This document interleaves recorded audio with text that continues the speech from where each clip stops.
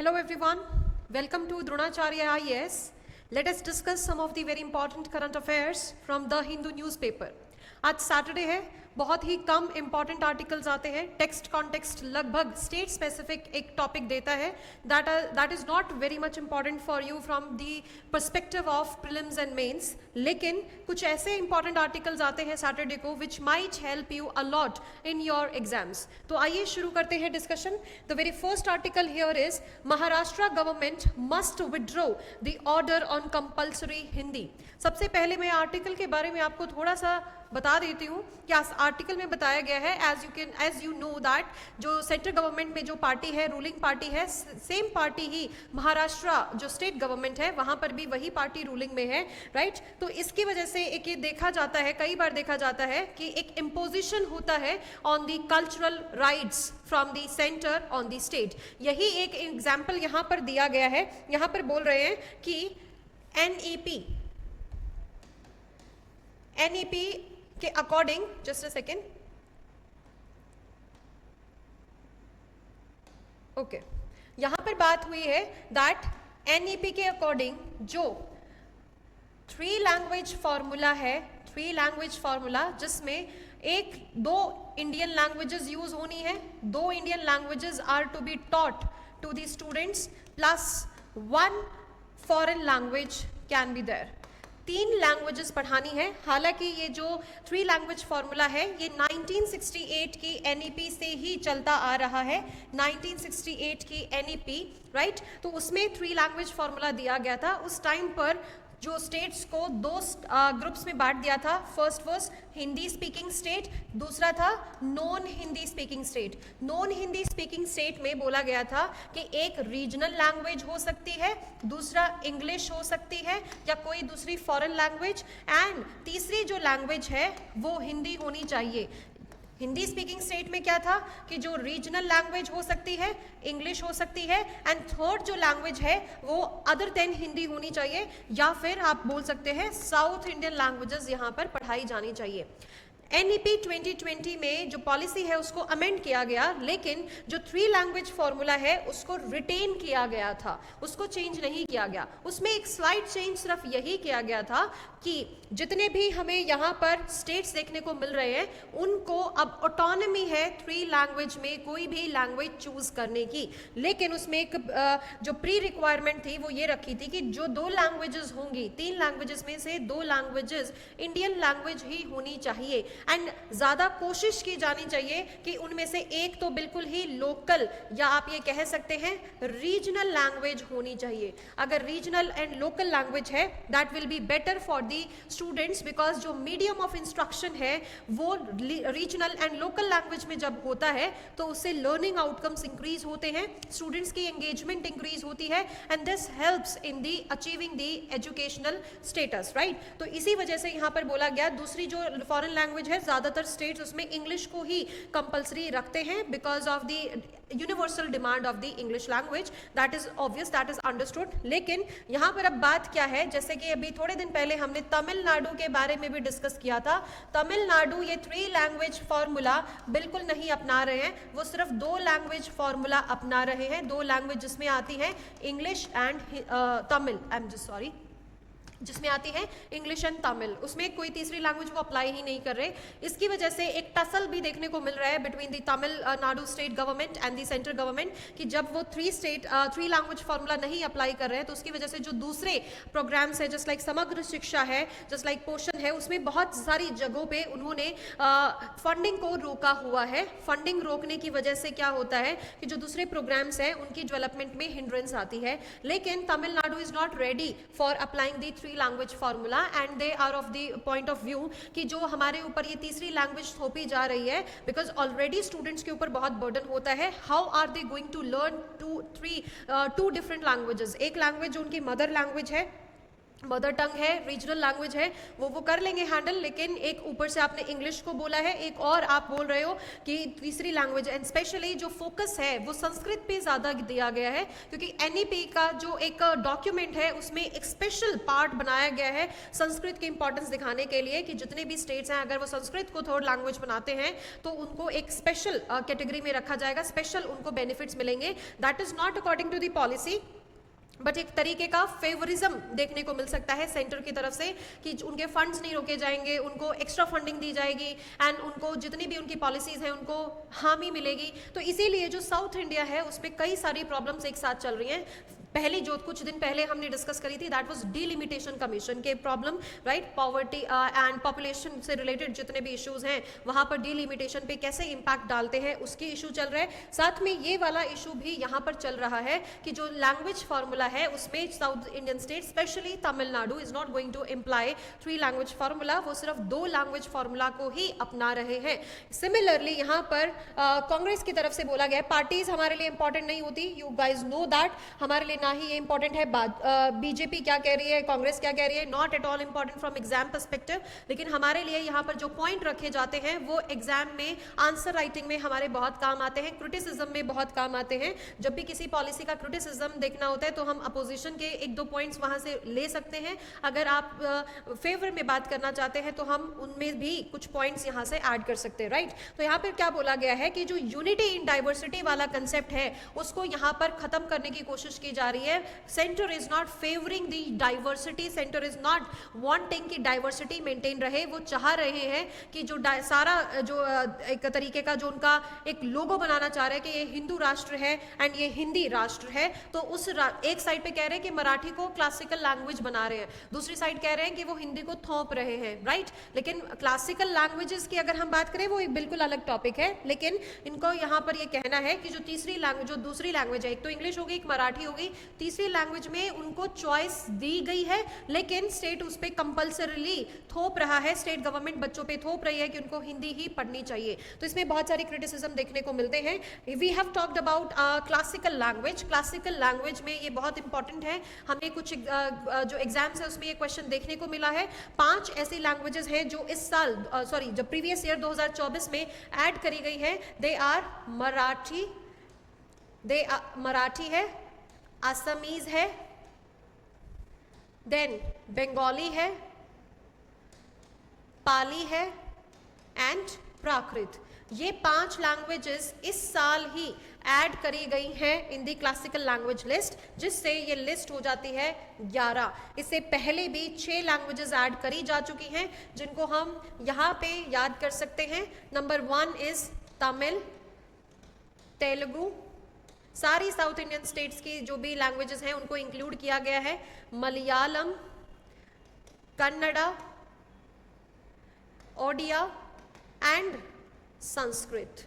ये 6 लैंग्वेजेस पहले से ही एग्जिस्ट करती थी। लास्ट जो ओडिया है 2014 में इसको ऐड किया गया था, तमिल को 2004 में ऐड किया गया था एंड नाउ लेटेस्ट एडिशन जो है ये 5 लैंग्वेजेस का ऐड किया गया है। यहीं पर ये क्लासिकल लैंग्वेजेस की बात की गई है। So you must be aware about this issue कि 3 लैंग्वेज फार्मूला क्या है, कब आया था। 1968 की ही पॉलिसी से ये चलता आ रहा है, 2020 में इसको रिटेन किया गया, लेकिन एक तरीके से बोला गया कि स्टेट्स को ऑटोनॉमी है, बट वो ऑटोनॉमी भी खत्म होते हुए दिख रही है। जहां पर भी सेंट्रल गवर्नमेंट पार्टी जो रूल कर रही है सेंटर में, उसी पार्टी की जब स्टेट में हमें एक गवर्नमेंट देखने को मिलती है तो इम्पोजिशन ऑफ हिंदी देखा जा रहा है, जो कि South Indian states and the other state जो अदर कल्चर अदर लैंग्वेज जो मेजर स्पीकिंग एरियाज हैं, नॉन हिंदी स्पीकिंग एरियाज हैं, they are becoming anti Hindi because of this imposition of the language, right? So this was important article. Let's move on to the next article now.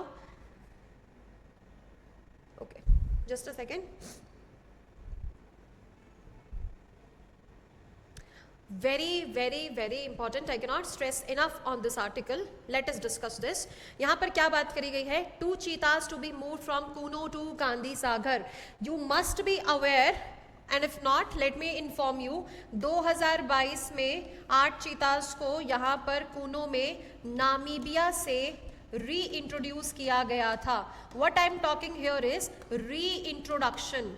Reintroduction का मतलब क्या है कि पहले भी यहाँ पर चीताज होते थे, लेकिन एक्सटिंक्ट हो गए थे सिंस 1952 एंड अब 2022 में चीताज को री इंट्रोड्यूस किया गया था।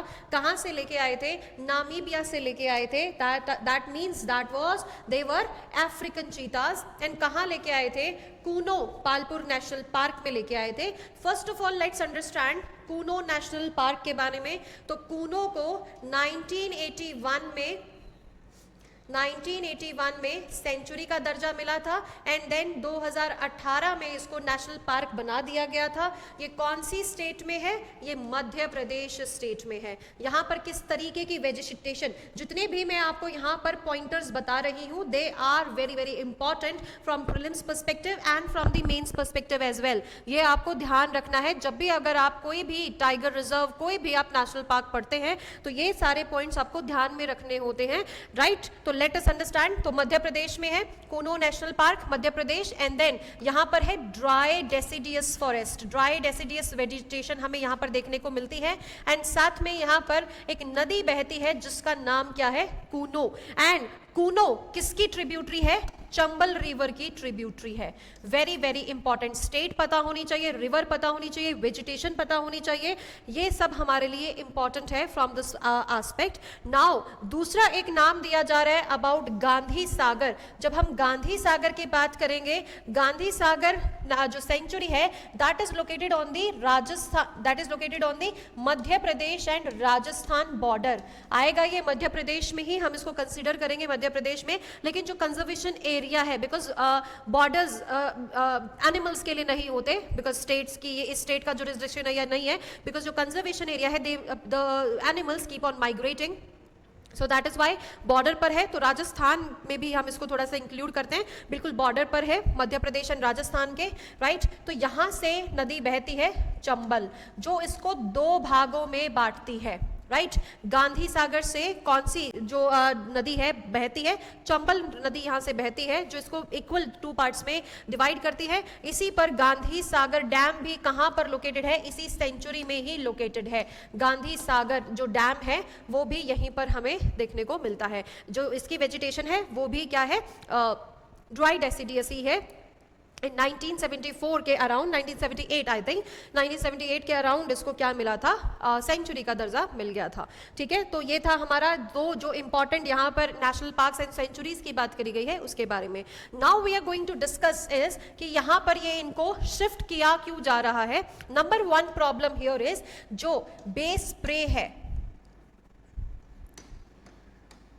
प्रे बेस या फिर प्रे पॉपुलेशन जिनका ये शिकार करने वाले हैं वो घट रहा है, बिकॉज जो population of the cheetahs that was reintroduced that is increasing, they are giving birth to the new ones, they are giving birth to the cubs. इसकी वजह से पॉपुलेशन बढ़ रही है एंड जो प्रे बेस है वो घट रहा है। That is why there is a requirement to shift a few cheetahs to the Gandhi Sagar sanctuary, right? तो इसकी वजह से दूसरा क्या है यहाँ पर? एक होता है क्लाइमेटिक एडेप्टेशन, कि क्लाइमेट एडेप्टेशन करने में भी टाइम लगता है, तो दैट इज वाई उनको यहाँ पर शिफ्ट किया जाता है। लेकिन जब री इंट्रोड्यूस होते हैं किसी दूसरे कॉन्टिनेंट से, इंटरकॉन्टिनेंटल जब री इंट्रोडक्शन होता है तब ज्यादा ये क्लाइमेटिक एडेप्टेशन की प्रॉब्लम आती है। कुछ जो मॉनसून सीजन है बिकॉज एकदम से शिफ्ट होते हैं तो उसमें एक इन्फेक्शन का भी यहाँ पर डर रहता है। ये सारे जो इश्यूज हैं इनकी वजह से एक शिफ्टिंग होती रहती है, लेकिन जो चैलेंजेस हैं वो साथ में ये आते हैं। जो फिलहाल हमें चैलेंज दिख रहा है that is the decreasing, declining prey base. Prey की जो पॉपुलेशन है जिसका शिकार करना है उसकी पॉपुलेशन ही कम होगी,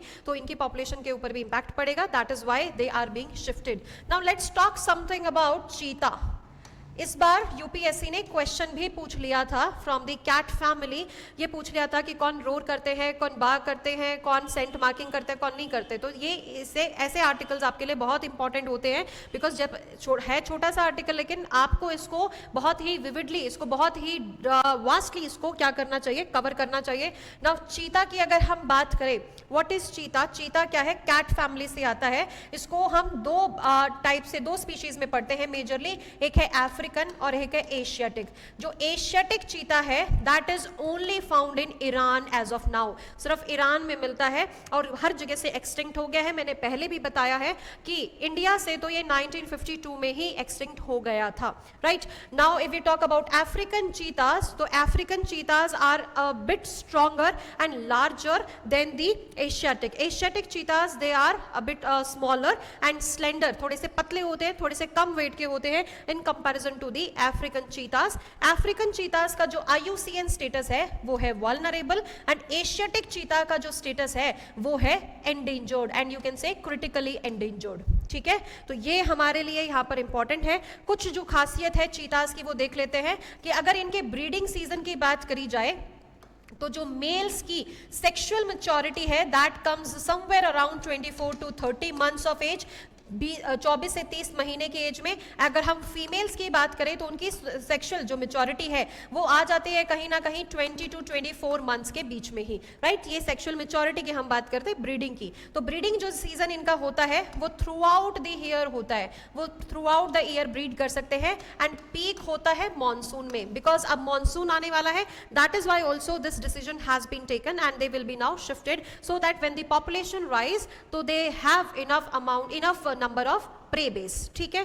देन इसके बाद they do not, just remember my words, they do not bark, sorry I am very sorry, don't remember this, remember this, they do not roar, roar नहीं करते हैं ये। What they do is they bark, they chirp. Communication के लिए या तो वो एक तरीका अपनाएंगे, या तो वो चर्प करेंगे या फिर वो स्टटर बार्क करेंगे, राइट। तो this is very very important. क्या यहाँ पर ये सेंट मार्किंग करते हैं? Yes, they mark their territory by scent. या तो वो अपना किसी बॉडी पार्ट को रब करेंगे ट्रीज पे, या फिर किसी पे मार्क करेंगे, अपना यूरिन का जो मार्क है, सेंट है, वो छोड़ेंगे, या फिर स्क्रैच मार्क से भी स्टोन्स पर या फिर ट्रीज पर ये अपनी स्क्रैच मार्क करेंगे ताकि इनकी जो टेरिटरी है वो मार्क्ड रहे। So this is very important from GS3 point of view, environment जहां से आपसे पूछा जाता है। एंड प्रीलिम्स में तो I can not stress enough how important such articles are.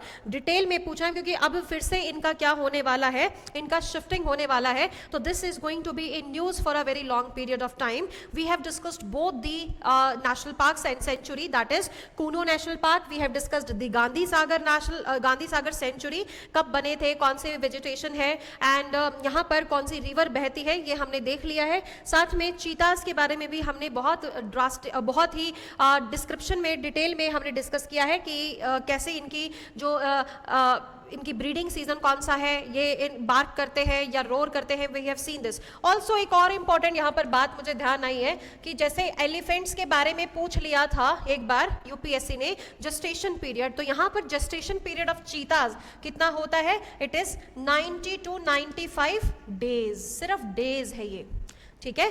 90 to 95 days ही होता है बस, that is somewhere around 3 months, right? 3 to 4 months के बीच में इनका gestation period रहता है and then they give birth to the cubs, the newer ones, the younger ones, right? And एक साथ यहाँ पर 3 से 4 cubs, 3 से 5 cubs भी हमें देखने को मिल सकते हैं in the one gestation period only, ठीक है। So that's all for today's discussion. These articles were very very important. Okay, we have missed one article. Let me discuss that also with you. We have missed one article, yes. Just a second.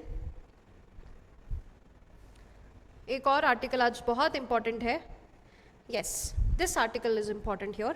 We have discussed it earlier also, but let's discuss it from another point of view. Now here you can see the Indian astronaut Shubham Shukla, who is Indian Air Force Group Commander, is set to go on the International Space Station via Axiom 4 mission. This is a private mission. This is not important. This name is important for us. किसी भी competitive exam में ये आपसे पूछा जा सकता है। Recently जो शुभांशु शुक्ला हैं वो कौन सी मिशन के, वो ऐसे भी बोल सकते हैं कि नासा के थ्रू गए हैं, या वो कहाँ गए हैं, वो out of the like Mars के ऊपर गए हैं, या किसी मतलब दूसरे ग्रह पर गए हैं। आपको पता होना चाहिए कि this is a very proud moment for India. तो यहाँ पर ये इंडियन है एंड इंटरनेशनल स्पेस स्टेशन में जा रहे हैं via private mission, right. Then इसके बाद यहाँ पर एक आर्टिकल में डिस्कस किया गया है, it is not visible right now here, Nisar के बारे में बात करी गई है। निसार क्या है? सबसे पहले तो ये एक सैटेलाइट है जिसको नासा प्लस इसरो ने जॉइंटली डेवलप किया है। NASA plus ISRO jointly develop किया है। क्या है? NASA ISRO synthetic aperture radar. This is synthetic aperture radar, right? अब ये सिंथेटिक अपर्चर रेडार क्या है, हम इसके बारे में जानेंगे। SAR में क्या यूज होगा? L and S bands of radio waves. तो इसमें कोई ना कोई चक्कर किसका है? रेडियो वेव्स का है। रेडियो वेव्स भेजी जाएंगी सैटेलाइट से एंड ऑब्जर्वेशन किया जाएगा। तो निसार क्या है? एक सैटेलाइट है जिसमें सिंथेटिक अपर्चर रडार का हम यूज कर रहे हैं। उस रडार में दो बैंड्स देखने को मिलते हैं, L and S band. S band हम इसरो इंडिया डेवलप करने वाला है, L band system NASA develop करने वाला है। वेरी वेरी इंपॉर्टेंट, ये आपसे पूछी जा सकती है कि कंप्लीटली इंडिजिनस है। नो, ये तो नाम से ही साबित हो रहा है। साथ में कुछ और डिटेल भी अगर पूछे कि L बैंड S बैंड दोनों ही हम प्रिपेयर करें, no, L band is going to be prepared by the NASA and ISRO की तरफ से S बैंड प्रिपेयर हो रहा है। अब इसकी बात जो सैटेलाइट है, ये किस टाइप का सैटेलाइट है, तो सबसे पहले हमें पता होना चाहिए ये लो अर्थ ऑब्जर्वेटरी के रूप में भेजा जाएगा। ऑब्जर्वेटरी है तो ऑब्जर्वेशन सैटेलाइट है, डायरेक्टली पता होना चाहिए। निसार क्या है? ऑब्जर्वेशन सैटेलाइट है, राइट? दूसरा इसमें हमारे लिए क्या इंपॉर्टेंट पॉइंट आएगा कि ये 12 महीने में एंटायर ग्लोब को कवर कर सकता है। साथ में इसको GSLV Mark 2 से भेजा जाएगा। GSLV, this is very very important for you. GSLV के थ्रू इसको लॉन्च किया जाएगा। इसके ऑब्जर्वेशन के 3 मेजर डिसिप्लिन्स हैं, 3 मेजर डिसिप्लिन्स जिसको ये स्टडी करने वाला है। एक तो स्टडी करेगा ये इकोसिस्टम को, दूसरा ये स्टडी करेगा अर्थ की डिफॉर्मेशन को, एंड तीसरा ये स्टडी करने वाला है क्रायोस्फेरिक साइंसेस को। क्रायोस्फेरिक साइंसेस में मतलब आइस मेल्टिंग को स्टडी करेगा एंड इसका इंपैक्ट सी लेवल पर क्या होने वाला है, इसको भी ये स्टडी करेगा। जो सिंथेटिक अपर्चर रेडार है, इसकी खासियत क्या है कि ये डे एंड नाइट मतलब 24/7 ये हाई रिजोल्यूशन जो इमेजेस है वो भेज सकता है। High resolution plus all weather satellite है। अगर मौसम खराब भी है तो भी ये ऑब्जर्वेशन बहुत अच्छे हाई रिजोल्यूशन कैमरा से यहाँ पर भेजेगा। जो इमेज जो क्वालिटी है that is going to be high resolution. यहाँ पर ये सिंथेटिक अपर्चर रेडार में ये चीज यूज हो रही है, ठीक है? ये हम कवर कर चुके हैं। साथ में जो इसकी अलग से जो इंपॉर्टेंस हमें देखने को मिलेगी वो ये है कि ये इकोसिस्टम को ऑब्जर्व करेगा। ये जैसे कोई अर्थक्वेक है, सुनामी है, वोल्केनिक इरप्शन है, कोई भी नेचुरल हैजार्ड है, उसकी भी अर्ली वार्निंग दे सकता है। साथ में ये स्टडी करेगा the melting of the ice also and it is going to study the ecosystem also. So that is why NISAR is important. क्यों इंपॉर्टेंट है? क्योंकि हालांकि अभी इसको लॉन्च नहीं किया है, दे आर प्लानिंग कि अभी जून में या जुलाई में किसी भी महीने में इसको लॉन्च किया जा सकता है and that time it is going to be very very important. तो that is why we have discussed it here only कि जब हम इसको कवर करेंगे ये हमारे रिविजन प्रोसेस में आए, ना कि हम उसको जब पहली बार पढ़ रहे, क्योंकि तब बहुत सारा आपको डिसइंफॉर्मेशन, मिस इन्फॉर्मेशन सब कुछ मिलता रहेगा एंड उसमें आप कंफ्यूज नहीं होंगे। अभी हमने देख लिया है ये रेडियो वेव्स को यूज करेगा। रेडियो वेव्स को यूज करके ये क्या करेगा? ये इमेज को कैप्चर करेगा, ये अर्थ को स्टडी करेगा, अर्थ को ऑब्जर्व करेगा। तो ये ऑब्जर्वेशन सैटेलाइट है एंड इसको भेजा गया है लो अर्थ ऑर्बिट में as an observatory, right? And इसमें नासा और इसरो दोनों मिलकर काम कर रहे हैं। इसमें L और S बैंड का इस्तेमाल किया गया है। L बैंड, S बैंड दोनों अलग अलग तरीके से प्रिपेयर किए जाएंगे। L from the NASA, S from the what we can say here is ISRO, right? तो यहाँ से ऐसे प्रिपेयर किए जाएंगे। जो यहाँ पर ये सिंथेटिक अपर्चर रेडार है निसार, ये ऑल वेदर सैटेलाइट है, डे एंड नाइट ये फंक्शन करता है, right? So now that's all for discussion. Thank you and have a nice day. Also like the video, share the video, subscribe the channel. Thank you.